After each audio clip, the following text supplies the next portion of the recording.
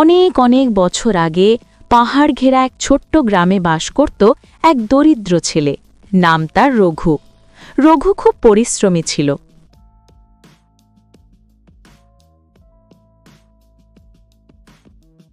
প্রতিদিন সে জঙ্গল থেকে শাকপাতা, লাকড়ি আর ফলমূল তুলে এনে বাজারে বিক্রি করত।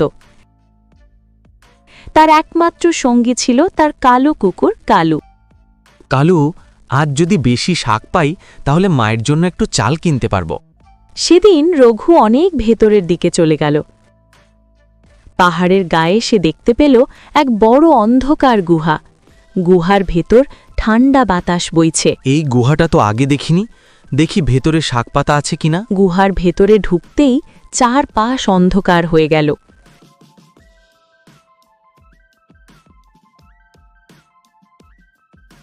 কালু তার পাশে দাঁড়িয়ে রইল। ভয় পাস না কালু, আমি আছি। হঠাৎ গুহার দেয়ালে একটা অদ্ভুত আলো জ্বলে উঠল। সেই আলোর ভেতর দেখা গেল দুইটি মানুষ।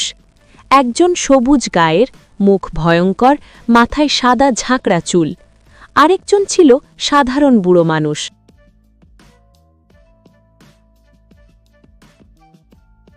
এরা কে? মানুষ না ভূত? সবুজ মুখের লোকটি ধীরে ধীরে কথা বলল। ভয় পেও না ছেলে, আমরা তোমার ক্ষতি করব না। বুড়ো মানুষটি দীর্ঘশ্বাস ফেলে বলল, আমি একসময় এই পাহাড়ে পথ হারিয়ে ফেলেছিলাম। ভুল করে এই গুহায় ঢুকে পড়ি, তারপর আর বেরোতে পারিনি। রঘু সাহসপুরে জিজ্ঞেস করল, তোমরা এখানে কেন বন্দী? সবুজ মুখের আত্মাটি বলল, আমি আগে রাগী ছিলাম, মানুষকে ভয় দেখাতাম। তার শাস্তি হিসেবে আমাকে এই গুহায় বন্দী করা হয়েছে। বহু বছর ধরে মুক্তির অপেক্ষায় আছি। রঘুর মন নরম হয়ে গেল। তোমরা যদি এখন ভালো হয়ে থাকো, আমি তোমাদের মুক্ত করার চেষ্টা করব। বুড়ো মানুষটি হাত জোর করল। তুমি আমাদের শেষ আশা ছেলে।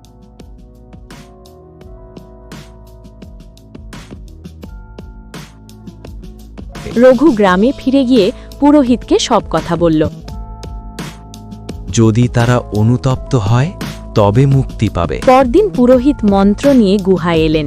কালু সামনে বসে রইল।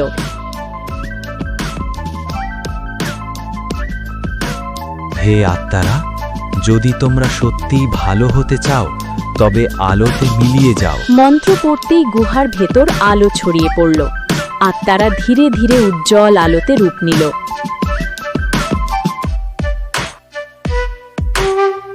আজ আমরা মুক্ত হলাম। বুড়ো মানুষটিও ধীরে ধীরে আলোর মধ্যে মিলিয়ে গেল। ধন্যবাদ ছেলে, তোমার দয়ার জন্য। এরপর গুহা স্বাভাবিক হয়ে গেল, আর কোনো ভয় থাকল না।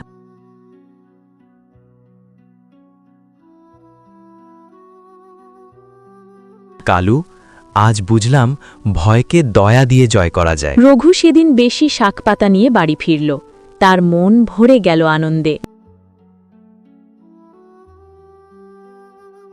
নৈতিক শিক্ষা: দয়া আর সাহস থাকলে বড় বিপদও দূর হয়। ভালো পথে ফিরলে সবাই মুক্তি পায়।